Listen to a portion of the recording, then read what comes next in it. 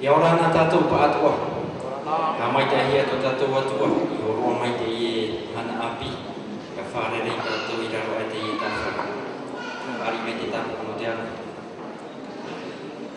Le périmètre des attributions qui m'ont été confiées concerne plus particulièrement les archipels autres que celui des îles du Lot, des îles sous le vent, des Tuamotu-Gombier, des Marquises et des Australes. Mon premier portefeuille est celui du développement des archipels. L'outil de ce développement est le Fonds du développement des archipels, qu'on appelle communément le FDA. Mais comme vous le savez, le plan de redressement des comptes de notre pays a entraîné une restructuration de notre administration et de nos satellites. Ainsi, le FDA devra cesser ses activités à la fin de cette année. Et les opérations de liquidation et de clôture des comptes devront suivre. Pour autant, ces missions principales de construction de l'habitat social, dispersé, et d'aide aux matériaux de construction se poursuivront avec l'Office polynésien de l'habitat. L'OPH sera donc l'opérateur pour l'habitat collectif et l'habitat dispersé et étendra donc son aire d'activité à tous les archipels de la Polynésie. L'autre outil de ce développement est une institution présente dans chacun des archipels, des îles sous le vent, des Tuamotu-Gombier, des Marquises et des Australes. Cette institution, c'est la circonscription administrative, avec à sa direction le Tabanahar. Administration de proximité par excellence, parce qu'elle assure la représentation dans l'archipel des autorités du pays et la mise en œuvre de leur politique, et parce qu'elle garantit aux populations locales un égal accès aux services publics. La circonscription administrative continuera à concourir à la définition d'une stratégie de développement dans chaque archipel. Le deuxième portefeuille est celui des transports internationaux. Les transports internationaux sont à la croisée des chemins. Parce que, d'une part, le transport maritime est assuré par une flotte vieillissante. Il est encadré par une réglementation qu'il faut songer aujourd'hui à réformer. Et parfois même, le transport maritime a du mal à desservir certaines populations isolées. D'autre part, le transport domestique aérien régulier a vu ses limites avec la fin du modèle conventionnel de 1990 pour le développement du transport aérien international, qui permettait jusqu'alors une péréquation entre les lignes bénéficiaires assurées par le réseau ATR et les lignes déficitaires non desservies par les ATR. Dans ces conditions, il y a nécessité de faire évoluer le transport aérien international vers une délégation de services publics. Sans compter la nécessaire restructuration que la direction de l'aviation civile du pays est en train de mener avec la reprise en régime des 43 aérodromes territoriaux. Oui, vous avez bien entendu, nous avons 43 aérodromes territoriaux. C'est plus que les grandes villes de la métropole. Les pompiers étaient gérés jusqu'au début de cette année par l'État. Et aujourd'hui, à compter de cette année, le pays a repris la gestion de nos pompiers territoriaux. L'espace aérien et maritime de notre territoire impose donc des conditions de transport de passagers et de marchandises complexes qui nécessitent d'être adaptées aux besoins de développement de chaque archipel. C'est pourquoi le ministère du Développement des archipels et des transports internationaux est engagé dans la réalisation d'un schéma directeur en matière de transport aérien et maritime, afin de doter les autorités du pays d'un outil de base pour la prévision des trafics inter- et intra-archipels et qui servira pour la planification des investissements publics au bénéfice d'un meilleur désenclavement et de développement des archipels éloignés. Compte tenu de l'interdépendance et de la complémentarité de la desserte aérienne et maritime, il est primordial qu'un schéma directeur global incluant ces deux modes de transport soit établi sur le long terme. Le troisième portefeuille est celui de la régénération de la cocoterie. Depuis des décennies, le territoire connaît une monoculture du copra dans les îles et depuis près de 50 ans, les autorités du pays ont tenu à exprimer plus fortement leur solidarité envers les populations locales éloignées en soutenant fortement le prix du copra en vue de leur procurer des revenus décents et ainsi de les fixer dans leurs îles.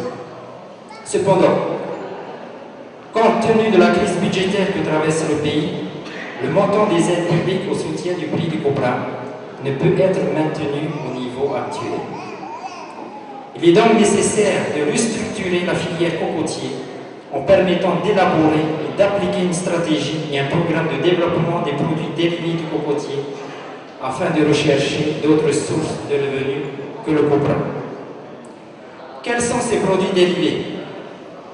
Il s'agit ici de promouvoir les produits alimentaires du cocotier et inciter, soutenir l'initiative privée, ainsi que de mettre en place une formation et un équipement approprié à disposition des opérateurs privés.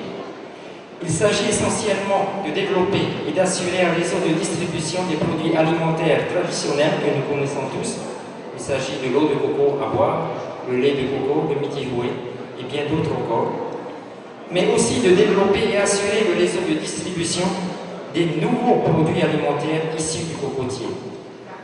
Je citerai pour exemple l'huile vierge de coco, le sucre de coco, la farine de coco.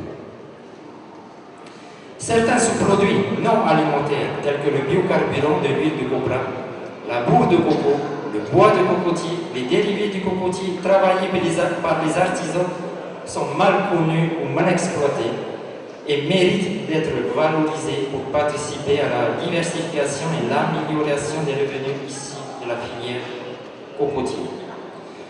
Pour arriver à cet objectif, il est important que notre gouvernement mette en place les moyens nécessaires. Pour vous citer un exemple, en Philippines, il existe un institut du cocotier. Il y a même un ministre chargé uniquement de la promotion et du développement du cocotier. Dans le cadre de la régénération, les difficultés rencontrées portent essentiellement sur le défrichement de nos terres. Parce qu'avant de planter, il est important de nettoyer nos terres, de défricher, car auparavant, nos ancêtres étaient quasiment tous les jours sur les terres pour les nettoyer, pour replanter, pour régénérer. Aujourd'hui, avec l'emploi salarial, nous avons abandonné un peu ce travail traditionnel et les terres sont en friche. Aujourd'hui, il est très important qu'on puisse mettre en place des moyens pour le défrichement de nos terres afin d'atteindre les objectifs que je viens de vous citer. En ce qui concerne particulièrement les îles du Vent, en 1957, les îles du Vent réalisaient une production de 5524 tonnes de copra, soit environ 25% de la production totale de l'époque, ce qui positionnait cet archipel au rang du second producteur du pays, après les Tuamotu. En 2011, les îles du Vent ont réalisé une production d'environ 315 tonnes, dont 85% uniquement pour l'île de Maïla. Et cela ne représente plus que 3% de la production totale aujourd'hui.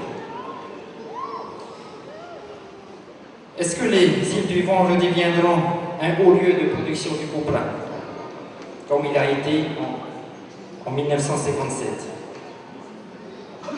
Il y a fort à parier que non, au regard tout simplement de la pression foncière importante qui s'exerce sur Tahiti, mais aussi de plus en plus sur Montréal.